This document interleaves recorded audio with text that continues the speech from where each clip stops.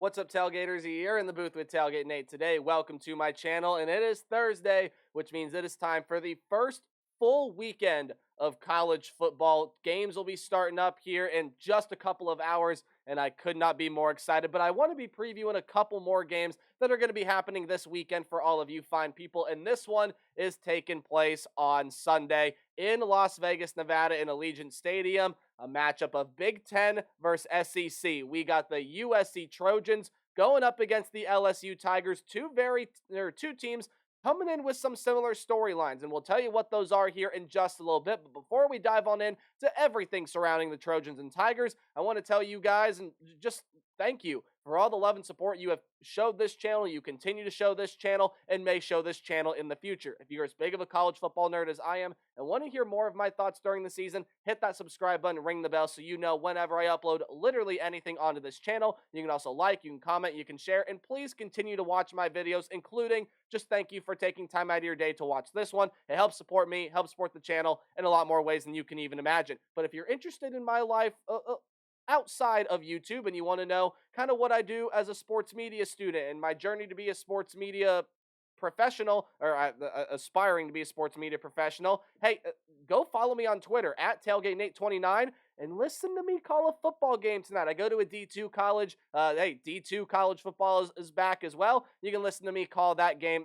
There's a link there on Twitter. In fact, if I remember, I'll put it down in the description below as well. I'd really appreciate if you guys took a listen to that as I do some commentating work. But again, with all of that out of the way, I really appreciate everything you guys do. And any way you can help support me, let's go ahead and take a preview at the Trojans versus the Tigers. How do we do predictions around here? Well, I'm glad you asked. We're going to take a look at sort of keys to the game when each team has the football. So first, we're going to take a look at the Trojan offense versus the Tiger defense, and then we'll flip it. We'll look at the Tiger offense versus the Trojan defense, and at the end of the video, I'll give you more of a little bit of a breakdown, as well as some final thoughts, how I think the game is going to play out, and I'll give you a prediction on who I think is going to win. So let's dive on in to USC versus LSU. And might I just say, before we dive on into the full keys and preview and everything, again, the two similar storylines of this team are as follows. Two really good offenses last year that are going to be replacing, you could argue, the two best quarterbacks in college football last season, and defenses that, well, for just lack of better terminology, needs a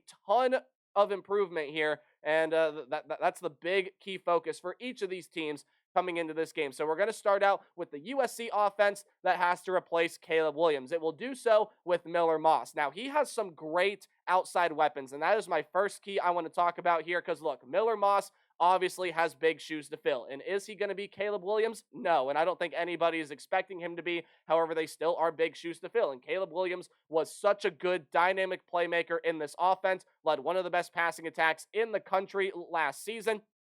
And yes, USC does have some things to improve offensively other than that pass game. But Miller Moss has got some really, really, really good outside threats that I'm going to list you right now. Obviously, the guy you just saw on that title screen back a second ago in Zachariah Branch could very well be one of the best wide receivers in college football. But besides it being talented, it's also a very young wide receiver. You have Deuce Robinson, you have Jacoby Lane. Kyron Hudson is a junior. Those first three guys I mentioned, by the way, are all true sophomores, my apologies. Jay Fair, Kyle Ford enter as more experienced transfers, but will probably play secondary roles for the like of Robinson, Lane, and Branch. But this is an incredible wide receiver room, and the LSU pass defense was not great last season. So that's going to be the big key here. But I also think the Trojan run game is going to be a little bit more involved this season.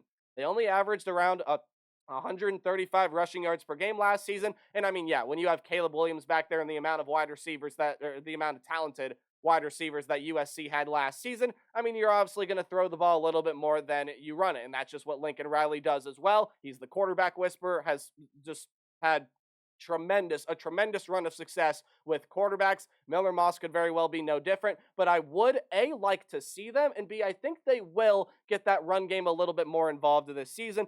You do have a guy by the name of Joe Quavius or Woody Marks transferring into this program. He's from Mississippi State. Quentin Joyner is back there. Amarian Peters is really talented. So yes, while you have exceptionally more talent in the wide receiver room than the running back room, at least just when you compare the two position groupings. The running back room is definitely not bad at all. That's just another way you can attack this LSU defense. While the run game was a little bit better, or the run defense, I should say, was a little bit better than the pass defense for LSU last season, it still overall wasn't great. Again, the pass game I expect to be the big main focus of USC offensively, but I do think the run game is going to get more involved. Now, when we talk about this LSU defense, it obviously was not very good last year. The LSU offense that we're about to preview in a minute did a lot of the heavy lifting last season. And again, the defense just was not very good. There were moments where, yeah, okay, they were able to put some things together, but overall, it just wasn't very good. Well, they got Blake Baker, a defensive coordinator over from Missouri, who turned the Tigers, not the LSU Tigers, the Missouri Tigers, into one of the best defenses in the SEC last season,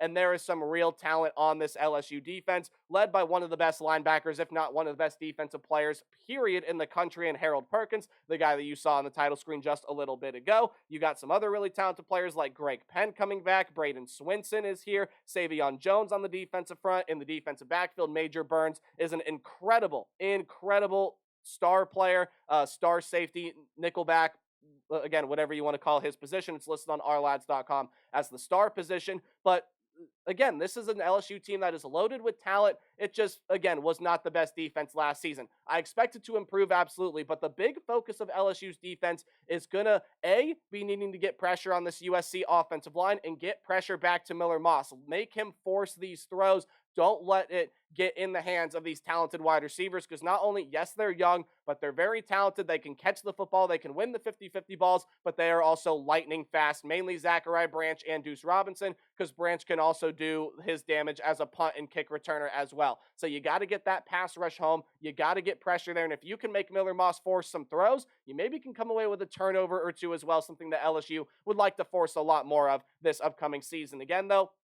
that pass rush needs to be on point for LSU here. Guys like Gio Pius, who's a transfer, Savion Jones, Jacobian Guillory, even some of the linebackers that I've mentioned, Swinson, Penn, Perkins, they got to get home. They got to get the quarterback down. Huge key for LSU there in this game. When you go and you take a look at what happens when LSU has the ball, well, it's kind of a similar story, right? And again, I mentioned that at the beginning, talked about it a little bit there when we previewed what happens when USC has the ball, but LSU is also going to be replacing a very, very talented quarterback in Jaden Daniels. He won the Heisman Trophy last year. He was pretty much the entirety of this offense from last season. Just an exceptional stat line. And again, another new quarterback will be entering the room for LSU that, well, okay, not entering the room, but will be taking over the quarterback position for LSU this season. And that is Nussmeier. Garrett Nussmeier is going to be a really, really good player. He has waited in this program. He hasn't transferred. He's waited for his moment to shine, and he is finally going to get it this season. If you don't know the name Garrett Nussmeier, you need to, because I think he is going to be a really, really good player. Is he going to put up the stat line that Jaden Daniels did last season? No, obviously not. It's the same situation with Miller Moss and Caleb Williams. Asking one to be the other is just insanity. You can't ask for that. It's a they're huge shoes to fill, obviously. But Nussmeier's a really good passer, and even though you do lose Malik Neighbors and Brian Thomas and some other really good weapons, you get CJ Daniels over from the portal. Kyron Lacey is coming back. Chris Hilton is coming back. And a lot of other very talented weapons are in this wide receiver room. And Nussmeier's got some really good running backs behind him. Josh Williams, who's a graduate. Caleb Johnson is back there. John Emery is a very experienced player. And an offensive line in the LSU Tigers that may very well have the edge in the trenches against this LSU defensive front. And I'll talk a little bit more about that later. Again, while a lot of those offensive statistics you see are probably going to end up taking a step back from last year, you want to still do a lot of the things you did well last year. That's convert third downs. That's limit turnovers. That's get lots and lots of yards per play. They average 8.4 yards per play. This was one of, if not the best offense in the entire country. Nussmeier will get his time, but physicality is going to be the name of the game, especially on this side of the ball. Yes, the battle in the trenches is important when USC possesses the football as well. I think it's a little bit more important when LSU possesses the football here because, again, LSU's offensive line, a little more shaky than USC's last season. USC's pass rush, you could argue at times was a little bit better than the LSU pass rush. Again, numbers will definitely say no because LSU had more sacks than USC last season. But when you take a look at some of the talent that USC has that's going to be rushing the quarterback this season. Lucas Anthony, Bear Alexander, Gavin Meyer, some of these linebackers, including Easton Mascarenas Arnold, who is transferred over from Oregon State, Mason Cobb, Jameel Muhammad, and many other very talented pass rushers.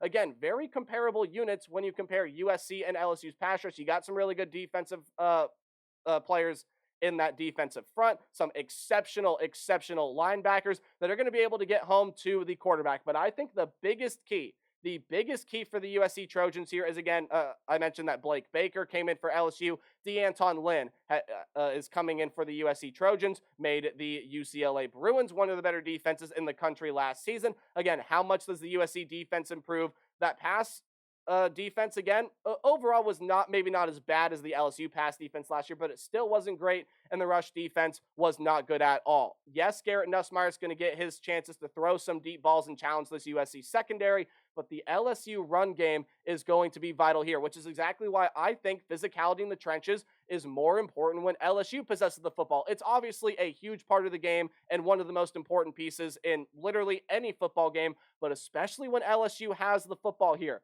Watch out, because this is an LSU offensive front that I do think has the advantage going up against the big boys up front for the USC Trojans.